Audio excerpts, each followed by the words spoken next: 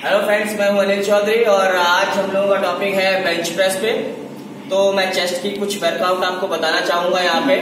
और सबसे जरूरी है यहाँ पे बेंच प्रेस मारने के लिए कि आपकी पोजीशन बिल्कुल सही होनी चाहिए।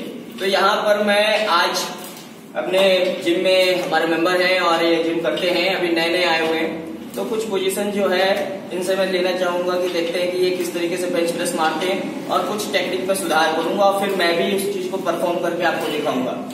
तो सबसे पहले करना क्या है कि आपको बेंच प्रेस मारते समय जिस एक्सरसाइज को आप करने जा रहे हैं, चेस्ट की एक्सरसाइज करने जा रहे हैं, तो आप उसको थोड़ा सा वार्म अप करें। वार्म अप कैसे करेंगे? हाथ पैर हिला के तो आप वार्म अप करेंगे, लेकिन जिस प्रॉपर एक्सरसाइज को आप करने जा रहे हैं चेस्ट की, तो वहां भी आपको वार्म अप करना है। यानी केवल यहाँ पर रॉड लगी हुई है जिसका वजन यहाँ पर 10 किलो का रखा हुआ है, तो इससे वार्म अप करना है। तो यहाँ पर केवल पोजीशन पे ध्यान रखना है कि किस तरीके से हमें नीचे लेके आना है और किस तरीके से ऊपर लेके जाना है। चलो लेट जाओ।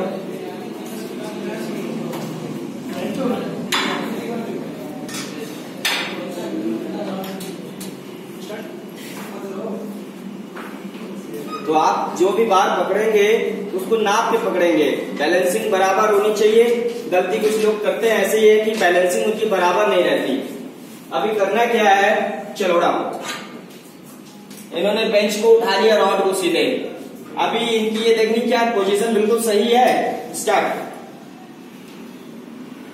अब होता क्या है, जो बिगनर्स होते हैं उनके हाथ की बैलेंसिंग जो है नहीं बन पाती है, जिसकी वजह से हाथ जो होते हैं डिसबैलेंस करते हैं। तो सबसे पहला काम हम लोगों का ये होता है कि बैलेंस जो बार है उसका बैलेंस बनाना। वेट तो बाद में उठता रहेगा लेकिन बैलेंसिंग करना बहुत जरूरी है। क्या करना? अभी इसको यहाँ पे लेके आना है। क्या लेके आना है? इस जगह अप डाउन अप होल्ड। अब एक चीज सबसे मेन इंपॉर्टेंट चीज जो मैं बताने जा रहा हूं यहाँ पे, जब आप ज्यादा लोड डालेंगे, वेट ज्यादा इसमें वजन उठाएंगे, तो आपको पोजीशन बनानी पड़ेगी जिसमें हमारी रैम्बो पोजीशन में आप लोगों को पहले ही बता चुका हूं कि यहाँ पर हमारी जो कमर होगी बिल्कुल टाइट रहेगी, कोर बिल्कुल टाइट रहेगा, कमर बिल्कुल टाइट रहेगी और फिर प्रेस होगा ताकि ज्यादा प्रेस हो पाए। तो अभी क्या है यहाँ पे, ये देखिए यहाँ पर अभी टाइटनेस थोड़ी कम है, तो मैं इसी को सही करवाऊंगा आप लोगों को बता करके कि इसको किस तरीके से सही करना है। अभी क्या है कि पैर यहाँ पर रखेंगे, पैर थोड़ा सा फैला के लेके आओ, हल्का सा पीछे जाओ, अब टाइट। अब ये कोर हुआ एकदम टाइट, ये पोजीशन राइट आ गई है। ठीक है, अब करो, वेरी गुड। ये टाइट रहेगा और जितना ये टाइट रहेगा उतनी अच्छी पेन। चलो रखो। तो ये यहाँ पर है पोजीशन। मान लेते हैं कि मैंने इसके 3 सेट, वार्म अप सेट जो आपको करना है स्टार्टिंग में वो 3 सेट करने हैं और उसके बाद आपको धीरे धीरे करके इंक्रीज करना है। तो अभी जैसे मान लेते हैं कि मैंने इस सेट को लगा दिया और ये मेरा वार्म अप सेट है।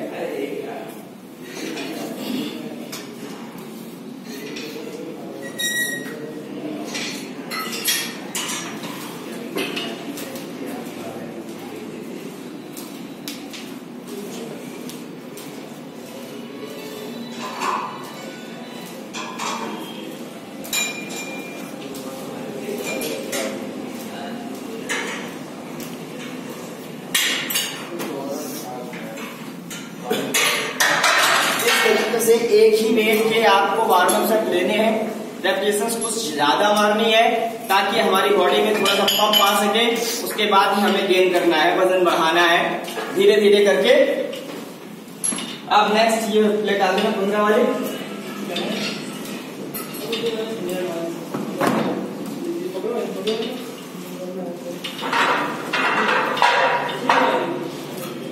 अब मान लीजिए मैं वार्म अप करते हुए गया, धीरे धीरे आगे बढ़ा और वो मेरा वार्म अप सेट था, उसके बीच में और भी सेट्स रहेंगे हमारे। जैसे मैंने लगाया था 30 किलो, अब 30 किलो के बाद आप 40 करेंगे, 40 के बाद 45, फिर 50, फिर 55, इस तरीके से आप आगे बढ़ेंगे।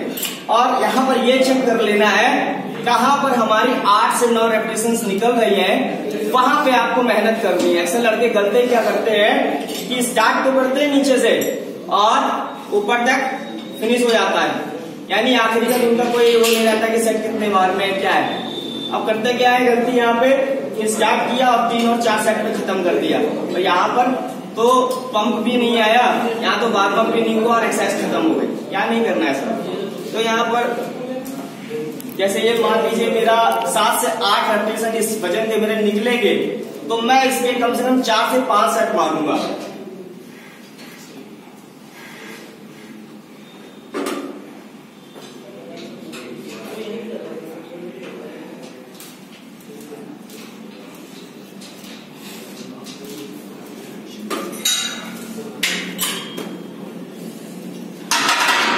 ये मैंने 9 निकाल दिए।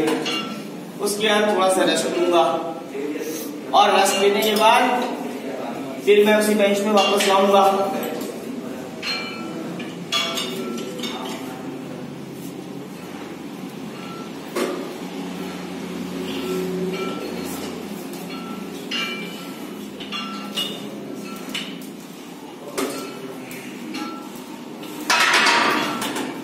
ये मेरे 2 सेट हो गए। अब मैं इसका तीसरा सेट लूंगा। रेपिटेशंस मेरी कॉमन रहेंगी। मैं 9 निकाल रहा हूं तो हर बार 9 ही निकलेंगी। अगर मुझे ऐसा लगता है कि ये मैं 9 मार रहा हूं, 9 से 7 हो गई, 6 हो गई, तो यहाँ पर वेट बढ़ाने की जरूरत नहीं है, वेट कम करने की जरूरत है। और यहाँ पर आपकी स्ट्रेंथ इंक्रीज हो जाएगी। जब आप लगातार इस तरीके से प्रैक्टिस करते रहेंगे तो जहां आप 60 किलो से वेट कर रहे हैं, वहीं आप आने वाले समय में 70 से करेंगे। 70 में आप इस तरीके से प्रैक्टिस करेंगे तो आप 80 में पहुंच जाएंगे। फिर 80 में कंटिन्यू इस तरीके से हमारी स्ट्रेंथ बढ़ती रहेगी।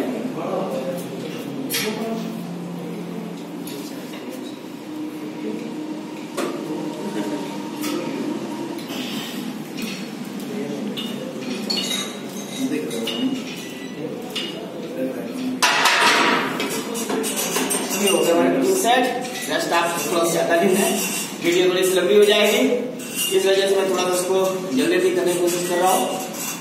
और आपको केवल एक चीज ध्यान रखनी है कि जो आप वेट लगा रहे हैं, जिस वेट का आप सिलेक्शन कर रहे हैं, उसमें रेपिटेशंस 8 और 9 के बीच में आनी चाहिए। यहाँ पर 100% से मतलब ही नहीं है कि आपने 100% 100 किलो का मारा या 110 किलो का। 100% आप चेक कर सकते हो 10 दिन में, 15 दिन में चेक कर सकते हो। लेकिन अभी जो है स्टार्टिंग में ऐसे ही करना है। जो बिल्कुल नए बिगनर्स हैं तो उनको तो पहले बैलेंस ही बनाना पड़ेगा। बैलेंस बना करके वो कम वेट से ही 4-5 सेट मारे। थोड़े से जो ऊपर लेवल पे चले गए हैं, इंटरमीडिएट हो गए हैं, उनके लिए ये है कि वो थोड़े से सेट वॉल्यूम बढ़ा दें ताकि चेस्ट पे ज्यादा पंप आ सके और इंटेंसिटी बढ़ सके।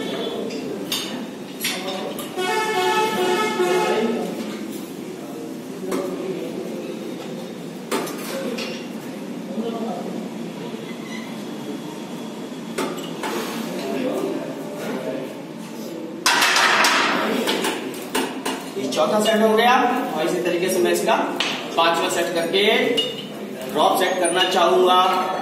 मुझे ऐसा लगे कि मेरे अंदर एनर्जी अभी बहुत है, अपनी निगेटिव एनर्जी भी खर्च करना चाहता हूं, तो मैं इसके ड्रॉप सेट भी ले सकता हूं।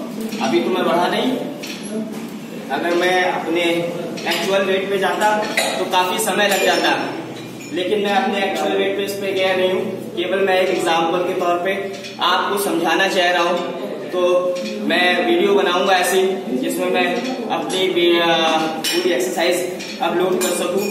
अभी फिलहाल मैं आप लोगों को कुछ बेसिक चीजें बताना चाह रहा था बेंच प्रेस की बारे में, जिसमें आपकी पोजीशन क्या होगी, किस तरीके से आपको होल्ड करना है, कैसे बैलेंस बनाना है, कमर टाइट रखनी है, चेस्ट अप रखना है, फिर प्रेस करना है। ये सारी चीजों को ध्यान रखना है। ये बेसिक चीजें होती है जो लड़के ध्यान नहीं देते।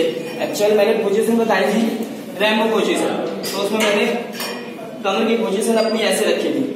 अब मैंने पहले ही कहा था कि जब भी आप कुछ भी एक्सरसाइज करते हो तो उसमें अपना कमर टाइट करनी पड़ती है, कोर को एकदम टाइट करना पड़ता है, फिर प्रेस करते हैं। उसी तरीके से बेंच प्रेस में भी है। पावर लिफ्टर अक्सर बेंच प्रेस मारते समय अपनी कोर को जितना टाइट हो सकता है उतना टाइट करते हैं। फिर से आप देखिए,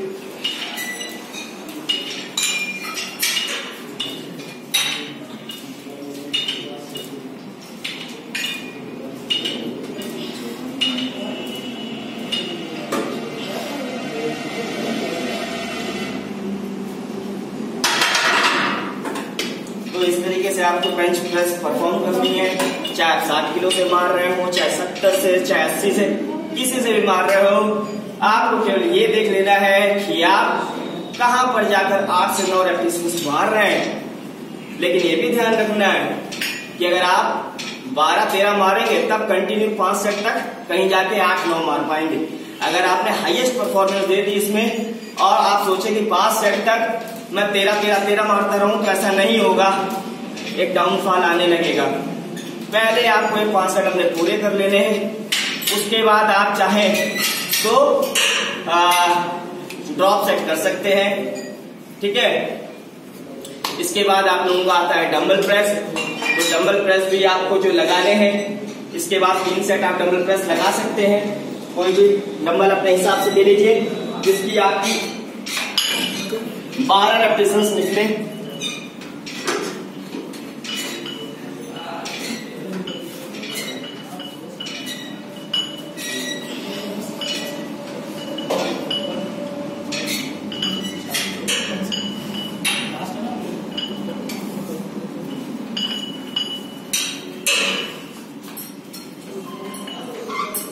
तो इस तरीके से आप 3 से 4 सेट यहाँ पे मार सकते हैं और उसके बाद इसी बेंच की, फ्लैट बेंच की जो फ्लाई होती है वो आप इसमें कर सकते हैं, वो भी 3 से 4 सेट मार सकते हैं।